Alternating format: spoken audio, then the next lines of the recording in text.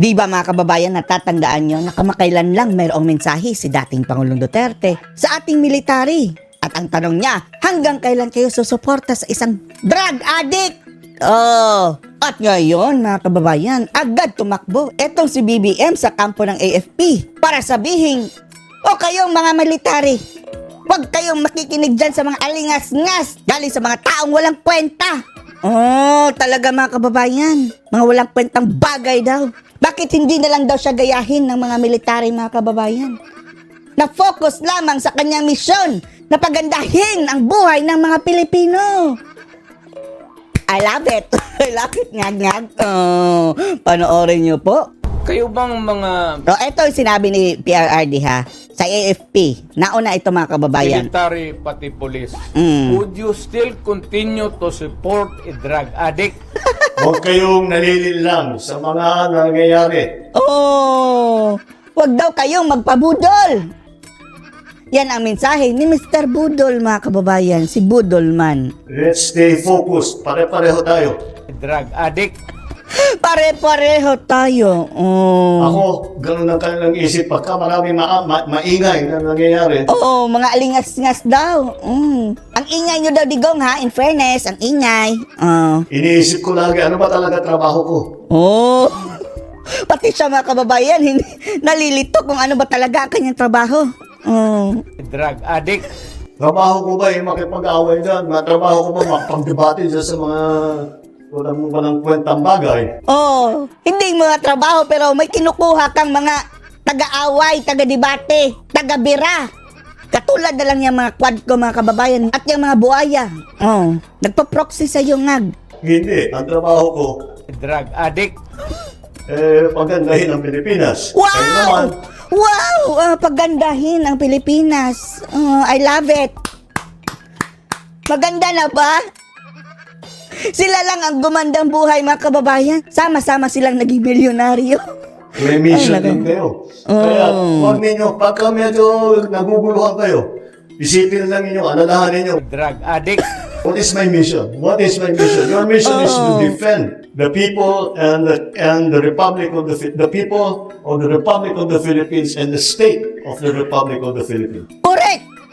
At kabilang sa misyon na iyan ay ang ipagtanggol ng ating bansa sa mga abusadong katulad mo. Oh, yun nga ang sabi ni Tatay Digong eh. Kayo mga military, alam nyo namang Juristus Benedictus ito, sabi ni dating Pangulong Duterte ha. At nagbibilid sa pera ang ating bayan dahil sa mga kawatan.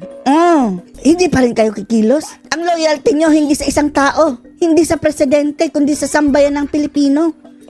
Basta't maliwanag sa pag-iisip natin. A drug addict? We have the same mission. I do it from the civilian end. The same mission. Diyos mio. Ang the same mission lang ay yung itinalaga mo si Browner.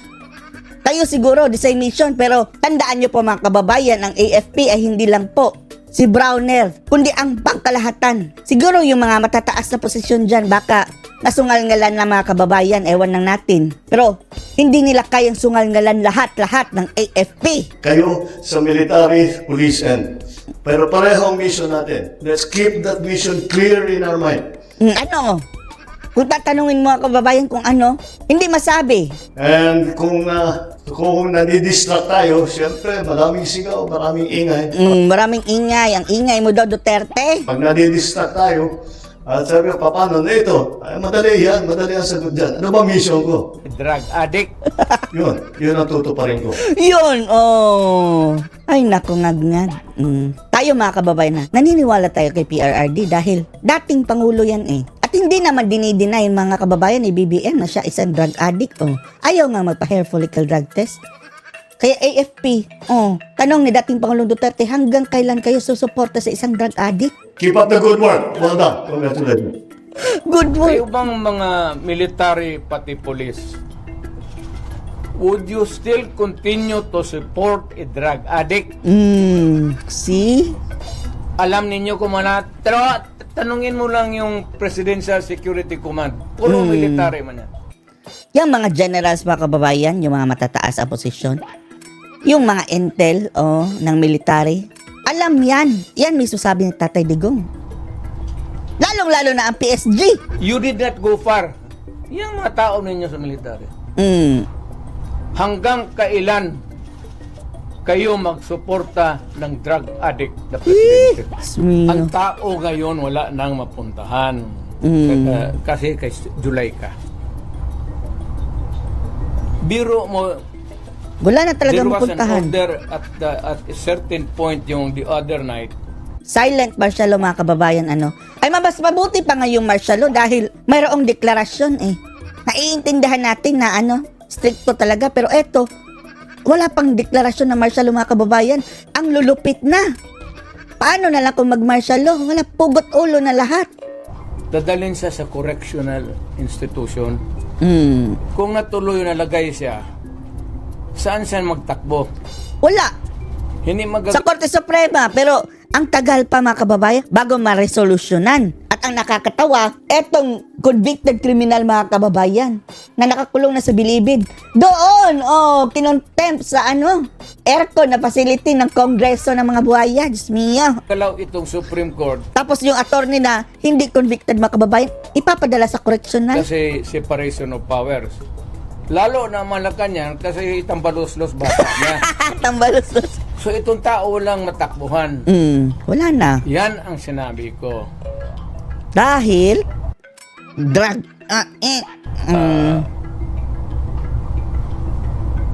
There is a fractured governance. Fractured. Hindi lang na-sprain. Bali. Nabali na yung mga kababayan. Yung buto talaga. There is a fractured in the governance sa ating Pilipinas ngayon. I agree. Walang makakorek niyan. Nobody can correct Marcos. Nobody can correct Romualdez. Nobody can... Correct, Lisa Tanas. It's a long process mapapil sa Supreme Court. Unless you... At may balak pang magstay dyan forever, mga kababayan. Isipin nyo na lang, habang buhay sila. Ayaw lang bumaba. Gustong mag-Prime Minister si Tamba, tapos si BBM, ceremonial president. Ubos ang pera ng bayan. Pero hindi ba sila nagsasawa kung ang dami na nilang pera? Mga ganyang klaseng tao, mga kababayan, wala yang kabusugan. Continuous hunger for money. Mia. Dala ka ng kaso doon, matagalan yan. Mga next year pa yan. So if you want a redress of grievance, there is no Wala na. urgent remedy. Kung sa DOJ ka naman tatakbo sa korte, hawak ni Boying Rimulya. Mia. So it is only the military who says. Kaya ang sabihin ko, Military, Presidente listen ako, up. nakita ko ang sitwasyon. Kung gano'n rin ang presidente na in face of so many errors there, nagtupak-tupak na ng hanggang nagkaroon ng breakage, fractured governance. It is only the military who can correct it. Ang problema, mga kababayan, tatanungin si Browner. Si Browner, dahil ang kapatid daw, mga kababayan, na-appoint ni BBM. Mataas na posisyon sa gobyerno. Pero, kung tatanungin siya, solid BBM kami. Pero tandaan mo, Browner, expected ka nga solid dahil appointed ka eh. Tapos yung kamag-anak mo na-appoint rin. Pero you do not own the whole AFP. Being a military junta can answer. No. Sinabi ko sa lahat yan, magtanong ka ng sundalo niya, yung mga opisyal dyan. Sinabi nang maghunta ka. Walang hunta. Sinabi ko lang, it is only the military who can correct it. Paano kaya i-correct ng military kung walang hunta, no? Ewan lang natin, mga kababayan. Now, to answer your question, ibig kong sabihin ang military, well, it's an option sa military. Option. Marami palang option, mga kababayan. Sila ang may alam yan eh. One, they just can sit there sa upuan nila doon sa bukid maglinis ng barel. Magsabi lang sila na we are not anymore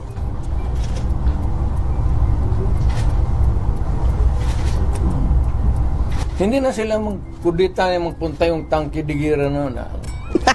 Sabihin Trillanes. lang nila na ayaw na namin yung laro ninyo. We don't want to play your game. Tapos mga kababayan, ang kinokonnive daw ng mga tambalustos ngayon ng gobyerno ay eto mga makakaliwang grupo. Kalaban ng mga military. Eto mga makabayan black, o mga rebelde. Ay, Diyos mio. So anong masasabi nyo dito mga kababayan? Post your comments below.